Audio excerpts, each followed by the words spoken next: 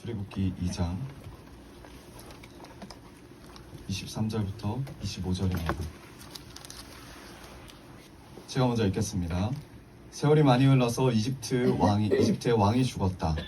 이스라엘 자손이 고된 일 때문에 탄식하며 부르짖으니 고된 일 때문에 부르짖는 소리가 하나님께 이르렀다. 너는 그들의 탄식하는 소리를 들으시고 아브라함의 이삭과 야곱에게 세우신 언약을 기억하시고 같이 읽겠습니다. 이스라엘 자손의 종살이를 보시고 그들의 처지를 생각하셨다. 아멘. 오늘 말씀의 제목은 보석과 같은 구원 스토리입니다. 보석과 같은 구원의 스토리입니다. 우리 옆분들과 인사합시다. 주님이 부활하셨습니다. 주님이 부활하셨습니다. 주님이 부활하셨습니다. 주님이 부활하셨습니다. 아멘. 여러분, 칠흑 같은 어둠을 겪어본 적 있으십니까? 칠흑 같은 어둠. 네. 우리가 하도 밝은 곳에서 많이 살아서 어두운 곳은 잘 모르죠. 네.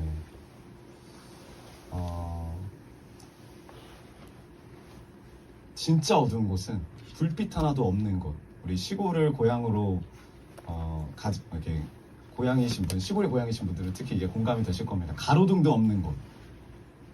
네, 가로등도 없는 곳에 가면 아주 깜깜합니다. 거기다 달도 안 보이는 곳. 네, 그 어둠을 겪어본 적 있으십니까? 진짜 한 치 앞도 안 보여요. 한 치 앞도 안 보여요. 그 칠흑 같은 어둠 속에서 유난히 더욱더 부각되는 존재가 있습니다. 그게 뭐냐면 바로 별입니다. 어둠이 짙어지면 짙어질수록 뭐가 밝게 빛나요? 별이 밝게 빛나요. 보석과 같은 광채가 빛납니다. 제가 어렸을 때는 그래도 서울 한복판에서 북두칠성이 보였는데 지금도 보이나요? 네, 아주 공기 좋은 곳에 사는 것 같아요. 네, 잘 안 보여요, 생각보다. 오늘 예수님께서 부활하셨는데 이 부활한 시기의 배경, 어떤 시대였냐면 모두가 다 포기한 시대입니다. 나라가 망하고 로마의 지배가 계속되는 이 시대 가운데 언제까지 우리나라가 언제 부활할지, 언제 다시 일어날지 모르는 그 시대, 아무 소망이 없는 그 시대에 한 분이 등장하셨는데 마일 구유에서 초라하게 태어나시고 아무런 기대조차 되지 않는 행색을 가지고 계신 그 목수, 한 목수를 통해서 하나님께서는 십자가의 놀라운 사랑과 죄의 용서의 은혜를 우리에게 보여주셨습니다. 그리고 주님이 부활하셨습니다. 하나님이 하셨습니다. 로마서 6장 5절. 우리가 그의 죽으심과 같은 죽음을 죽어서 그와 연합하는 사람이 되었으면 우리는 부활에 있어서도 또한 그와 연합하는 사람이 될 것입니다. 6장 6절. 우리의 옛사람이 그리스도와 함께 십자가에 달려 죽은 것은 죄의 몸을 멸하여서 우리가 다시는 죄의 노예가 되지 않게 하려는 것임을 우리는 압니다. 아멘. 이것이 믿어지십니까? 예수님의 죽음은 우리의 죽음입니다. 예수님의 부활은 우리의 부활임을 믿습니다.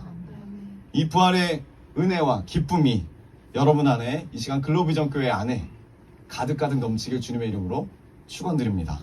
우리 옆분들과 인사합시다. 다시 한번 인사합시다. 주님이 부활하셨습니다. 주님이 부활하셨습니다. 부활의 기쁨을 충만히 누리기 원합니다. 부활의 기쁨을 충만히 누리기 원합니다. 아멘. 네, 이미 예수님께서 이렇게 예수님을 통해서 부활이 이루어졌지만 하나님께서는 이 보석과 같은 구원의 스토리를 이미 보여주셨습니다. 성경을 통해서. 그 보석이 바로 출애굽 사건이에요. 출애굽 사건. 이 별처럼 찬란한 이야기는 별이 찬란하려면 어떻게 된다고요? 칠흑 같은 어둠이 있어야 됩니다. 그 칠흑 같은 어둠을 배경으로 전제가 되는데 그 배경은 어떤 시대였냐면 하는 일마다 안 되는 시대. 아무것도 할 수 없는 시대. 어떤 것도 이루어질 수 없는 시대. 그 시대뿐만 아니라 하는 일마다 안 됨을 통해서 그 안 되는 일 가운데 자아가 죽은 사람들을 통해서 이루어집니다. 그 출애굽은 하는 일마다 안 되는 시대에 일어났어요. 하나님이 일으키신 그 출애굽 사건은 배경이 어떤 배경이었냐면 성경에는 잘 기록되지 않으니까 제가 간략하게 말씀드리자면, 원래 이집트를 통치하던 민족들이 있습니다. 그런데 그 민족들이 북으로부터 내려오는 어떤 족속들로 인해서 망해요. 그게 누구냐면 힉소스라는 민족인데, 이 민족이 어떤 민족이냐면 셈족이에요. 어디서 많이 들으셨죠? 셈. 네, 노아의 후손들이에요. 그 셈족들로 인해서 이집트가 망해요. 이런 얘기는 처음 들어보셨죠? 네. 이집트가 망하고 그 셈족들이 가나안 사람들이죠, 한마디로. 그 가나안 사람들이 이집트를 통치하는데 자신의 방법대로 통치하는 게 아니라 이집트에 있는 문명을 그대로 받아들입니다. 그래서 수도를 바꿔요. 원래 남쪽에서 북쪽으로. 그래서 거기서 이집트의 문명을 받아들여서 그렇게 삽니다. 그런 중에 하나님이, 다 하나님의 계획하심이죠. 하나님이 누굴 보내시죠? 그 이집트에 요셉을 보내신 거예요. 그리고 그 힉소스 민족이 지배하는 그 시기에 요셉이 총리가 됩니다. 이 힉소스 민족이 엄청 강력하다고 해요. 그래서 이집트 사람들이 굴복하고 살았습니다. 그 시기에 이 요셉이 총리가 되고, 근데 이 힉소스 민족이 오래가지 못했어요. 그리고 갑자기 흥하자 갑자기 망합니다. 망하고 나서 원래 이집트 민족들이 다시 자리를 잡아요. 그 이집트 민족들에게 이스라엘 백성들은 어떤 존재였냐면 자신의 원수였던 힉소스 민족과 친했던 민족이에요. 거기다 플러스 너무나도 번성한 민족이에요. 위협이 됩니다. 그래서 이들이 계획을 하는 거예요. 이 이스라엘 백성들을 노예로 만들자. 그래서 노예가 됩니다. 이 이스라엘 백성들이 원래 자유민이었는데 강제 노동을 몇 년이나 하냐면 400년이나 해요. 400년. 감이 안 오죠. 400년. 여러분, 우리가 4일만 강제 노동해도 많이 힘듭니다. 근데 이들은 400년을 해요. 시간으로 비유하자면 칠흑 같은 어두운 밤이에요. 앞이 보이지 않아요. 빛이라고는 조금도 찾아볼 수 없는 그 밤에 너무나 어둡고 어두워서 도무지 새벽이 올 것 같지 않은 그 밤에 이스라엘 백성들은 강제 노동을 합니다. 많은 사람들이 이걸 빗대어서 이런 말을 해요. 하나님이 없는 시대라고. 하나님이 존재하지 않는 시대라고. 하나님이 없는 것 같은 시대예요. 하나님이 보이지 않는 시대예요. 하나님 보이세요? 우리가 다 고난 있고 어려움이 있는데 400년까지는 아니더라도 며칠일 수 있어요. 몇 달일 수 있어요. 하나님이 보이지 않는 것 같은 시기가 우리에게 있어요. 그 시기 가운데 하나님이 나를 사랑하시기는커녕 하나님이 살아계신 것조차도 불투명하게 느껴질 때가 있어요. 똑같습니다. 많은 성경의 인물들도 우리와 같은 그런 시기를 겪습니다. 시편에도 나옵니다. 시편 13편 1절. 다윗이 고백하는 거, 이 고난 가운데 주님이 없는 것 같은 그 시기에 주님 언제까지 나를 잊으시렵니까? 영원히 잊으시렵니까? 왜죠? 이미 자기 앞에 있는 백성들, 민족들은 400년을 없이 지냈어요. 언제까지 나를 외면하시렵니까? 언제까지 나의 영혼이 아픔을 견뎌야 합니까? 언제까지 고통을 받으며 괴로워야 합니까? 언제까지 내 앞에 의기양양한 원수의 꼴을 보고만 있어야 합니까? 74편 1절에는 하나님 어찌하여 우리를 이렇게 오랫동안 버리십니까? 민족십니다. 어찌하여 주님 목장에 있는 양떼에게서 진노를 거두지 않으십니까? 여러분, 이 탄식시가 지금 이 시간에 와닿으시는 분들이 있으십니까? 이런 일을 겪으신 분들이 분명히 있죠. 하나님이 도무지 나에게 관심이 없는 것 같고 도대체 내 기도에 응답하지 않으시는 것 같고 나의 삶에서 하나님이 얼굴을 돌리신 것 같은 그러한 시기가 우리에게 있어요.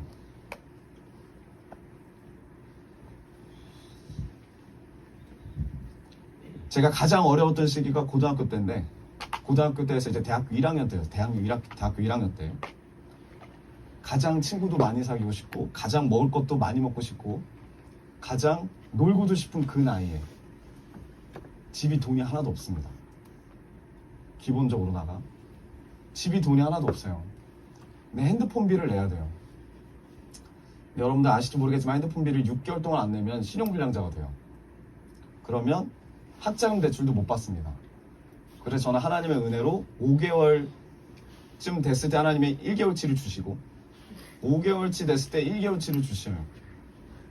너무너무 힘들었어요. 그 시기가 1학년 때. 그리고 핸드폰이 딱 끊겼을 때 주변 사람들이 물어보잖아요. 친구들이 왜 연락이 안 되니? 그러면 내가 돈이 없어서 연락이 안 된다라고 말하는 게 너무 창피한 거예요. 지금처럼 뭐 인터넷이 돼 있는 것도 아니고. 그런 가운데 늘 마음 가운데 짜증이 있어요. 이 마음이 있어요. 하나님 언제까지입니까? 언제까지예요? 언제까지 목사님이랑 강조사님은 산에만 다니고 언제까지 아버지의 사업은 풀리지가 않고 언제까지 나는 이렇게 고통을 받아야 합니까? 사람들이 이렇게 얘기합니다. 알바하면 되잖아. 저도 알바하고 싶었어요. 알바하고 한 달 만에 잘렸습니다. 하나님의 은혜로 잘렸어요. 안 되더라고요. 하나님의 은혜인 것 같아요. 왜냐면 그때 만약에 돈을 벌어서 내 맘대로 먹고 싶은 거 다 했으면 저는 이 자리에 없습니다. 그 순간순간마다 이끄시는 하나님을 경험하게 됐어요. 근데 가뜩이나 기본 베이스가 이렇게 힘든 시대 가운데 아무것도 할 수 없는 시기였어요. 그 시기에. 진표 좋은 사람 집에 가서 3,000원짜리 앞다리살 사 먹으면서 즐거워할 때였어요. 앞다리살 사 먹을 때 정육점에서 요구르트 하나 주면 너무나 기뻤어요. 그 요구르트 나눠 먹기도 하고 그 시기가 있었어요. 근데 하나님이 어느 날 부산을 가라는 거예요. 부산에 갈 수 있는 그런 기회를 주셨어요. 친구를 통해서. 부산에 사는 친구를 통해서. 대학교에서. 너무 가고 싶었어요. 10만 원만 있으면은 KTX 왕복으로 갔다 올 수 있는데 그 돈이 없는 거예요. 친구가 자는 거 먹는 거 걱정하지 말고 오기만 해라. 그래서 다른 친구들은 다 가는데 학교에서 그 당일날까지 열심히 기도했습니다. 산에서 기도하고 교회 가서 기도하고 뭘 놓고 기도할게요? 부산 가게 해주세요. 10만 원 주세요. 제가 여러 번 말씀드렸죠. 그 당일날에 친구가 물어보는 거예요. 이제 한 1시나 2시쯤에 이제 부산 내려가야 되는데 오전에 친구가 물어봤어요. 아직도 표를 못 끊었니? 안쓰럽게. 그래서 제가 그랬죠. 조금만 기다려 하나님 응답하실 거야. 그래서 얼마 안 돼서 목사님이 전화가 왔습니다. 야, 하나님 응답하셨다. 얼른 가서 통장 확인해봐. 그때는 이게 텔레뱅킹 이런 게 없어요. 1km 되는 곳을 쉬지도 않고 뛰어갔습니다. 기업은행이었기 때문에 그때 당시에 10만 원이 들어왔다는 거예요. 목사님이. 하나님께 영광 올려드리자고. 그래서 쉬지 않고 기쁜 마음으로 빨리 가가지고 계좌이체 갖고 친구한테 끊어달라고 말하려고 뛰어갔더니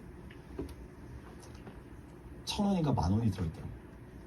그때 목사님이 공을 못 보신 거죠. 제가 너무너무 좌절이 됐어요. 땀은 범벅이 되고 하나님의 그 응답이 이것뿐인가라는 배신감도 들고. 근데 이거에다 플러스 여기 기본적인 고난이 깔려있고 여기다가도 또 고난이 얹혀지고 여기다 플러스 하나님이 며칠 있다가 이제 부산 물 건너갔고 친구들 재밌게 놀았고 며칠 있다가 핸드폰 비를 딱 내야 되는데 하나님의 은혜로 2달치 핸드폰 비를 주신 거예요. 감사가 됐을까요? 안 됐어요. 이미 부산 때문에 마음이 다쳤어요. 그때 10만 원 달라 할 때 안 주고 지금 원래 10만 원 주는 거에서 10만 원 더 줘봤자 그게 뭔 의미가 있습니까? 감사가 없는 거예요. 이것도 감사한 건데 배가 부른 거죠. 배가 부른 거죠. 내 생각에 마음을 닫고. 그래서 목사님이랑 같이 그 20만 원 가지고 핸드폰 비를 내러 갔어요. 둘이서. 목사님 계속 물어보는 거예요. 감사하지 않냐? 핸드폰 비 내고 감사하지 않냐? 그랬더니 그냥 퉁명스럽게 대답했습니다. 네, 감사하네요. 네. 그리고 핸드폰 비를 딱 내려고 했는데 지갑이 없는 거예요. 그 대리점 가서 옛날에는 다 직접 그리고 전 직접 냈어요. 아무것도 안 됐으니까 집에서 직접 내는데 지갑이 없는 거예요. 그 20만 원 들어가 있는 지갑이. 저랑 목사님이 가가지고 그 대리점 사람하고 뭐 여러 가지 막 이야기를 하는 그 찰나에 중국 사람들 무리가 들어왔는데 그 사람들이 가져간 거예요, 지갑을. 여러분 그때 너무너무 절망이 되더라고요. 다리가 풀리고 식은땀이 나고. 그게 방학이었거든요. 좀 있어 학교를 가야 되는데 6개월이 다 찼는데 이제 핸드폰비가 학교 이거 학자금 대출도 못 내게 생겼으니 그래서 혼자 계속 다녔습니다. 내가 어디다 흘렸을 거야. 그래서 거기서 또 한 600m 되는 남영역까지 뛰어갑니다. 그 숙명여대에 있는 남영역. 그 화장실을 다 뒤져요. 혼자 들어가가지고. 여러분 돈이 없다 그랬잖아요. 그 영문한테 간절히 하소연하면서 제가 화장실에 지갑을 두고 온 것 같으니까 저 좀 들어갔다 오면 안 될까요? 표 살 돈도 없으니까 갔다 오라고. 뒤져도 없어요. 오는 길에 아무리 봐도 없어요.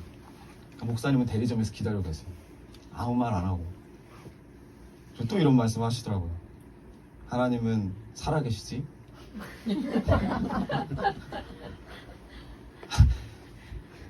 이제 감사가 되니? 더 짜증이 났어요, 진짜. 너무 짜증이 났어요. 그리고 어떤 느낌이 들었냐면, 이게 핸드폰비를 못 내는 걸 둘째치고 차라리 이 돈 가지고 생활비를 했었으면 어땠을까? 그런 안타까운 마음, 아쉬운 마음. 너무너무 미안하더라고요. 한편으로는 가족들에게. 그때 시기에 이 고난과 어려움은, 그 상실감은 저의 삶에 너무나도 가깝게 체감이 됐어요. 근데 동시에 하나님의 도우심과 축복은 저에게서 너무나도 멀게 느껴졌어요. 없는 것 같아요. 없는 것 같아요. 여러분 그러나 놀랍게 여기서 그냥 하나님 포기하지 않고 버리지 않고 끝까지 하나님 의지하고 가니까 1년 뒤에 정확하게 하나님이 그 똑같은 통장에 100만 원을 주셨습니다. 네, 누가 보냈는지 아직도 몰라요. 100만 원이 들어왔어요. 그럼 부산 제가 갔다 그랬죠? 부산을 또 갔어요. 다음 연도에. 똑같이. 네. 그리고 이제 진표전사도 같이 갔어요. 그 부산에. 다 이런 시기가 있더라고요. 시기가. 핸드폰 못 내신 분들이 분명 있을 거예요. 이 중에서도. 네. 혼자만 걷는 길이 아니에요. 저 이미 걸었어요. 그럼 앞서 분들이 또 걸으셨을 거예요. 근데 이 출애굽을 감싸고 있는 어둠이 그래요. 이 배경이 그래요. 하나님이 안 계신 것 같아요. 하나님이 이 상황을 지금 모르시는 것 같아요. 이 400년의 고통의 시대 가운데 이 고난이 민족의 운명으로 낙인 찍힌 시대였어요. 그리고 이 출애굽은 또 어떤 시대였냐면 하는 일마다 안 되는 사람을 통해서 이 출애굽 사건이 일어납니다. 이 출애굽의 주인공이 누굽니까? 하나님이시지만 하나님이 누굴 통해서 일하셨죠? 모세입니다. 모세가 원래 잘 나가는 사람이에요. 엄청 잘 나가는 사람이에요. 그리고 미남이었을 거라고 많은 사람들이 이야기를 하는데 왕궁에서 자랐어요. 그럼 뭡니까? 네, 넷이 아니에요. 왕자예요. 왕자. 왕자로 성장했고 왕의 교육을 받았어요. 왕의 교육이 뭐냐면 나라를 이끄는 교육이에요. 리더였습니다. 그리고 이 나라를 이끌어가는데 필요한 모든 학문, 기술, 지식에 통달한 사람이었어요. 완벽하게 준비가 된 차기 왕의 후보감이에요. 거기다 나이도 40살입니다. 이 탁월한 실력을 가지고 그는 학대받은 이스라엘 민족을 살리겠다고 결심합니다. 인성도 괜찮은 사람이에요. 자기만을 위해 사는 사람이 아니라 민족을 걱정하고 민족을 위한 삶을 선택한 사람입니다. 누가요? 이 모세가. 우리나라가 대통령이 되려면 조건이 하나가 있습니다. 대통령이 되려면 40세가 넘어가면 대통령이 될 수 있다고 하더라고요. 네. 여기 대통령 되실 분들이 많아요. 네. 저는 아직 못 됩니다. 대통령 되실 분들이 많은데 때마침 이 모세의 나이도 40세예요. 민족의 구원의 비전을 가지고 대권에 도전합니다. 어떻게 해요? 출애굽기 2장 11절 세월이 지나 모세가 어른이 되었다. 어느 날 그는 왕국 바깥으로 나가 동족에게로 갔다가 그들이 고되게 노동당하는 것을 보았다. 그때 그는 동족인 히브리 사람이 이집트 사람에게 매를 맞는 것을 보고 좌우를 살펴서 사람이 없는 것을 확인하고 그 이집트 사람을 쳐 죽여서 모래 속에 묻어버렸다. 일종의 독립투쟁을 했어요. 무장 독립투쟁. 내 민족을 구원하겠다. 이집트의 왕자로 태어났지만 우리 민족을 구원하겠다라고 결단하고 결심하고 자기 민족을 위해서 이집트 사람을 죽입니다. 근데 이게 결국 그의 재앙이 돼요. 이 결심이. 좌우를 살펴서 사람이 없는 걸 확인했는데 뭘 확인이 못했냐면 하나님이 계신 걸 몰라요. 이 모세가. 하나님이 계신다는 걸 깨닫지 못합니다. 하나님을 의지하지 못했고 하나님을 제대로 알지 못했어요. 그래서 결국 이 모세는 스스로 민족을 구하고 민족을 이끌고자 해요. 왜? 그럴 만한 힘이 있었으니까. 그럴 만한 지식이 있었고 재능이 있었고 위엄이 있었고 그만한 왕자였어요. 그러나 하나님을 의지하지 못했어요. 모세가. 사람만 봤지. 결국 이 사람들한테 다 배신당해요. 이집트 사람들한테는 살인자, 반역자라고 지명수배 받고 쫓겨납니다. 그리고 믿었던 이스라엘 백성들한테는 배척당해요. 누가 너를 우리의 왕으로 세웠느냐. 그리고 광야로 쫓겨나요. 그리고 처지가 완전히 바뀌죠. 제국의 왕자가 어떻게 바뀌죠? 광야로 도망가서 어떤 여자와 결혼을 하는데 대릴 사위로 들어갑니다. 여자 집에 얹혀 살아요. 근데 그 여자도 광야에서 삶을 살았기 때문에 엄청 성격이 드세요. 이름부터가 드셉니다. 십보라. 그래서 이 모세를 잡아 죽이는 거야. 매일매일. 자기 의가 강하고 자기 생각한 대로 행동하는 이 모세에게 십보라는 그 위에 있어요. 모세가 마음대로 못하도록 양을 관리하고 밤마다 몇 시에 들어와. 그 모세가 완전히 바뀝니다. 최고의 교육, 최고의 커리어를 자랑하던 이 이집트 왕자가 그 고난의 시기를 40년을 겪어요. 이전의 모세가 이 고난의 시기를 통해서 죽어요. 그리고 하나님을 만남을 통해서 하나님의 말씀으로 순종하는 자로 다시 태어납니다. 이게 부활의 은혜예요. 이처럼 이 출애굽의 배경이 하는 일마다 고통스럽고 괴롭던 400년의 이 노예 시기 가운데 하는 일마다 실패함으로 자아가 죽은 이 모세를 통해서 자기 힘으로는 아무것도 할 수 없다는 이 인물을 통해서 이 출애굽이라는 엄청난 사건이 일어나요. 여러분 십자가 부활 사건도 마찬가지입니다.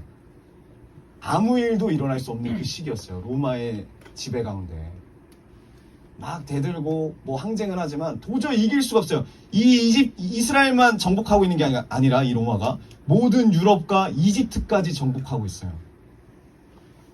강대국이고 대제국입니다. 이 로마를 이길 수가 없어요. 아무것도 할 수가 없어요.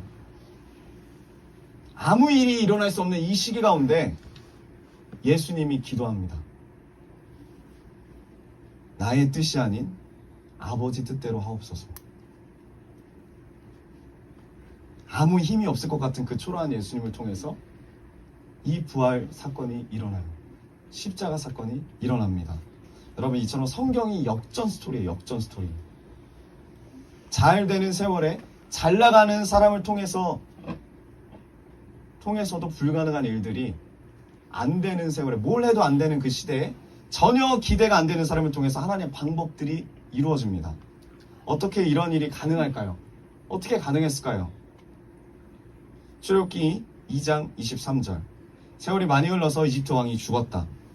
이스라엘 자손이 고된 일 때문에 탄식하며 부르짖으니 고된 일 때문에 부르짖는 소리가 하나님께 이르렀다.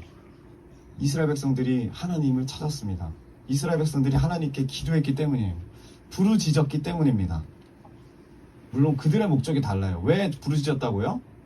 고된 일 때문에 부르짖었어요. 하나님이 약속하신 그 뜻과 하나님의 섭리, 하나님의 이끄심 이런 거 몰라요. 하지만 이들이 그런 하나님의 계획과 뜻은 모르지만 아담과 이삭과 야곱으로 흐르는 자신들이 하나님 없이는 안 되는 존재라는 그 정체성을 붙잡아요. 그래서 하나님을 의지합니다. 하나님께 기도합니다. 그 정체성을 기억하고 부르짖어요. 그리고 그것을 하나님이 들으시고 일하십니다. 그리고 그들이 잊어버렸던 비전을 다시 주세요. 잊어버렸던 하나님의 뜻을 다시 그들에게 일깨워 주실 것입니다. 출애굽기 2장 24절. 하나님이 그들의 탄식하는 소리를 들으시고 아브라함과 이삭과 야곱에게 세우신 언약을 기억하시고 25절 이스라엘 자손의 종살이를 보시고 그들의 처지를 생각하셨다. 그리고 주님이 일하십니다. 모세를 보내서. 아무것도 할 수 없는 그 시대에 아무것도 할 수 없는 자를 통하여서 주님이 일하세요. 출애굽 사건을 일으키세요. 부활 사건을 일으키십니다. 여러분, 우리도 마찬가지예요. 여러분, 우리가 지금 우리나라가 이렇게 하나님의 은혜로 성장할 수 있었던 것은 믿음의 선진들이 있었습니다. 믿음의 선진들이 있었어요. 일제 치하 시대에도 아무것도 할 수가 없어요. 아무것도 할 수가 없는 시대예요. 그 아무것도 할 수 없는 시대 가운데 자기의 의로 어떻게든 해보려고 하는 사람들이 등장합니다. 그 중에 한 사람이 이승만 박사예요. 그 중에 여러 사람들이 독립투사들이에요. 이승만 박사가 최초로 우리나라에서 신문을 만듭니다. 그리고 이 신문을 만든 이유는 딱 하나입니다. 일제 치하 가운데 부당하고 억울한 일들을 이 민족들에게 특종으로 전해서 이 민족들이 깨어나길 원하는 거예요. 우리가 부당하게 살고 있다. 우리가 이 민족 가운데 독립을 해야 된다. 마치 모세의 그런 행동처럼 많은 이들이 이때 이렇게 살았습니다. 이 이승만 대통령이 이제 박사님이죠. 이승만 박사님이 지식인이었어요. 23살에 이미 배울 거 다 배운 왕족이었습니다. 거기다가 언론인이었어요. 근데 나중에 마음을 어떻게 바꾸냐면 혁명가로 바꿉니다. 특종만 전하던 사람이 나라를 너무 아끼고 사랑하게 돼서 이제 혁명으로 바뀌게 돼요. 그리고 이 사람이 감옥에 갑니다. 23살에. 몇 살이죠? 25살. 감옥 가 있는 기간이겠군요. 5년 7개월이 있어요, 감옥에. 근데 여러분, 이승만 대통령의 죄목이 뭔지 아십니까? 감옥에 들어간 죄목? 네? 아니요. 가장 큰 죄목이 있는데 그게 뭐였냐면 역적이요. 이승만 대통령이 어떤 꿈을 꾸냐면 똑똑한 사람이에요. 이 나라를 살리고 싶어요. 모세처럼. 이 민족을 살리고 싶어요. 많은 사람들이 그 마음을 가지고 있어요. 그 사람들은 누구를 공격합니까? 누구를 대적합니까? 일본을 대적합니다. 근데 이승만 대통령은 마음 갖고 있는 게 뭐냐면 고종을 내쫓으려고 해요. 무능한 왕 때문에 우리나라가 이 지경이다. 무능한 왕을 하야시키고 민주국가를 세우려는 계획을 세워요. 그래서 죄명이 역적이에요. 그래서 철저하게 준비를 하지만 사전에 발각돼서 체포돼요. 모든 것을 이룰 수 있을 것 같았어요, 이 사람은. 근데 한성 감옥에 끌려가가지고 사형 선고를 받고 목에 칼을 차고 발에 족쇄를 차고 팔에 수갑을 차서 거기서 매일매일 고문을 당합니다. 매일매일. 서대문호수 가보셨죠? 어떻게 고문하는지. 거꾸로 매달아갖고 막 죽도록 패고. 이 이승만 박사가 명필이었대요. 23살 때 이미 명필이었대요. 근데 손가락에 나무를 다 박아요. 그래서 손가락이 다 망가져요. 이게 안 돼가지고 구부러진 게 안 돼서. 그래서 이거를 재활하는 데만 39년이 걸려요.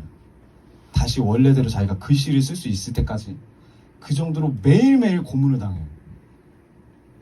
나라를 사랑했어요. 민족을 사랑했어요. 자기가 할 수 있다고 생각했어요. 자기 힘으로 아무것도 할 수 없음을 깨닫는 밑바닥을 칠 때 이승만 박사가 성경을 읽습니다. 그리고 그 한성 감옥에서 하나님을 만나요. 예수님을 만나요. 그리고 그가 머리에 칼을 쓰고 수갑을 차고 족쇄를 차고 기도해요. 하나님, 우리 조국을 구해 주시옵소서. 하나님, 내 영혼을 구해 주시옵소서. 예전에 어떻게 해요? 내가 하리라. 내가 구원하리라. 주체가 바뀌어요. 모세처럼 자신이 이룰 수 있을 것 같은 그 구원을 이젠 자신이 아니라 하나님께 구합니다. 어떤 시대에? 아무것도 할 수 없는 시대에 아무것도 할 수 없는 자신을 인정하면서 하나님께 부르짖고 기도해요. 나라와 자신의 구원을 위해서. 그래서 이승만 이 박사가 양반으로는 최초의 기독교인이래요. 그리고 최초의 전도왕이었대요. 믿자마자 그 깜빵 있는 사람들한테 전도를 합니다. 기본 40명한테 전도를 했어요. 그 시대 때 감옥에 갇힌 사람들은 전부 지식인들이에요. 나라를 어떻게 좀 구원하고자 살리고자 투쟁하다 들어온 사람들이니까 그 지식인들에게 전도를 해요. 5년 7개월 감옥에 갇혀있는 동안 계속 전도합니다. 근데 그 모든 사람들이 실력자들이지만 똑같이 고문당하고 바닥까지 떨어질 자들, 아무것도 할 수 없다 나는. 그리고 이들이 모여서 함께 성경 읽고 함께 기도하고 해방 후에 세워질 나라를 늘 기도했대요. 한꺼번에 전도받고 한꺼번에 기독교로 개종해요, 이 사람들이. 그리고 이들이 다 사형수들인데 하나님의 은혜로 감옥을 나와요. 그리고 민족의 독립운동의 지도자로 다 섭니다. 뿐만 아니라 대한민국을 일으키는데, 건국하는데 이바지하는 사람들로 그 각계각층에 다 들어가서 도움을 줘요. 여러분, 이들은 감옥에서 기도하고 나라를 구원할 방법이 이 조선의 백성이 하나님의 백성이 되는 것밖에 없다라고 깨달아요. 이게 진리라고 생각을 합니다. 시편 134편 15절. 이와 같은 백성은 복을 받은 백성이다. 주님을 자기의 하나님으로 섬기는 백성은 복을 받은 백성이다. 그들은 이 진리의 민족의 운명을 걸어요. 진리가 민족을 자유케 하리라. 진리가 너희를 자유케 하리라. 실제로 믿어요. 이 진리 위에 대한민국을 세울 꿈을 꿉니다. 그리고 꿈만 꾸고 기도하는 게 아니고 실행해요. 많은 이들이 이승만 박사한테 뭐라고 했습니다. 돈을 벌면 하와이에서 석탄을 만들든 과수원에서 일을 해서 돈을 벌든 그 돈을 번 돈을 다 독립 투사들한테 전달하길 원했어요. 하와이 사람들이. 전쟁 물자로 쓰길 원했어요. 독립군에게 쓰길 원했어요. 근데 이승만 박사가 뭐라고 그러냐면 결단을 해요. 욕을 먹으면서, 매국노란 욕까지 먹어가면서 대한민국을 건국하기 위해서는 학교가 있어야 됩니다. 다음 세대가 필요하다. 이 다음 세대를 위해서 이 돈을 사용해야 한다. 다음이 있어요. 다음. 지금도 중요하지만 다음이 있습니다. 어떻게 되죠? 우리나라가 받은 축복이 당시에 세계에서 제일 가난한 나라 중에 뒤에서 두 번째였습니다. 그리고 오늘날에 지금 우리나라가 이렇게 큰 거는 진짜 불가사의한 일들이죠. 하나님의 은혜가 아니면 일어날 수가 없어요. 2차 세계대전 이후에 독립한 140개 신생 국가들이 있는데 그 중에서 유일하게 산업화에 성공한 나라예요. 유일하게 민주화에 성공한 나라예요. 유일하게 절대 빈곤을 탈출한 나라예요. 140개 국가 중에. 그리고 20세기 통틀어서 200여 개 나라 중에서 기독교 성장률이 1위인 나라예요. 동시에 경제 성장률이 1위인 나라예요. 영적인 축복과 물질적인 축복을 다 받았어요. 하나님 은혜 가운데. 여러분, 우리의 노력이 아닙니다. 새마을운동 열심히 해서가 아니라 우리의 열심도 아니에요. 아무것도 할 수 없는 시대 가운데 아무것도 할 수 없는 사람들이 주님을 만남을 통해서 주님이 일하신 줄 믿어요. 출애굽 시대 때도 그렇고 우리나라도 그랬고 그리고 예수님의 십자가 사건도 그랬어요. 어떻게 이런 일이 가능했죠? 애굽 시대의 히브리 노예들의 기도가 있었어요. 한성 감옥에서 믿음의 선진들의 기도가 있었어요. 그리고 예수님의 십자가 지시기 전에 겟세마네 기도가 있었어요. 자신을 부인하고 하나님 뜻에 자신을 맡기는 기도. 그 기도를 하나님이 들으셨습니다. 칠흑 같은 역사의 어둠을 뚫고 출애굽을 이루신 하나님, 십자가의 부활을 이루신 하나님, 고난의 밤을 헤치시고 대한민국의 새벽을 열어주신 하나님의 은혜, 그 은혜로 우리가 지금 이 자리에서 예배드리고 있는 거예요. 여러분, 무엇을 기도하십니까? 이 부활절날 지금도 예수님이 내 삶에 상관없는 짐이라고 생각하는 많은 젊은이들이 있어요. 많은 세대 사람들이 있습니다. 모두가 지금에 집중할 때 내일을 다짐하고 내일을 기대하는 사람들이 있어요. 내일을 기도하는 사람들이 있어요. 그런 선진들이 있었어요. 그 선진들의 기도를 통해서 지금 우리가 있는 거예요. 그게 없었으면 우리가 이곳에 있을 수가 없어요. 예수님께도 계속 그랬죠. 십자가 지실 때 십자가 내려오라고. 지금을 이야기해요. 네가 진짜 메시아면 지금 내려와봐. 지금 보여봐. 로마로부터 독립을 이뤄봐. 이 돌을 배고프니까 떡으로 바꿔봐. 그러나 지금 하실 수도 있었지만 하나님의 뜻은 다음도 준비하는 뜻이 있어요. 지금뿐만 아니라 다음까지. 그게 하나님의 뜻입니다. 하나님이 일하셨기 때문에 우리가 이 자리에 있어요. 여러분, 무엇을 위해서 기도하십니까? 이 부활이 정말 기쁘세요? 광복절날 기쁘세요? 재헌절날 기쁘세요? 안 기쁘실걸요? 안 와닿으실걸요? 왜요? 이 민족에 관심이 없으니까. 여러분, 밖에 있는 일반 사람들도 민족에 관심 있는 사람 많아요. 나라에 관심 있는 사람 많아요. 모세 같은 사람이 많아요. 처음 이승만 같은 사람들이 많아요. 근데 하나님이 진짜 원하시는 건 뭐냐면 하나님을 만난 자들이 하나님의 일을 하길 원하세요. 하나님을 만난 자들이 나만을 위해서, 나의 가족만을 위해서 사는 삶이 아니라 하나님의 일을 위해서 사는 삶이 되길 원하세요. 그러한 자들에게 결국 고난을 통해서 그 부활이 더욱더 깊이 있는 기쁨으로 다가올 줄 믿습니다.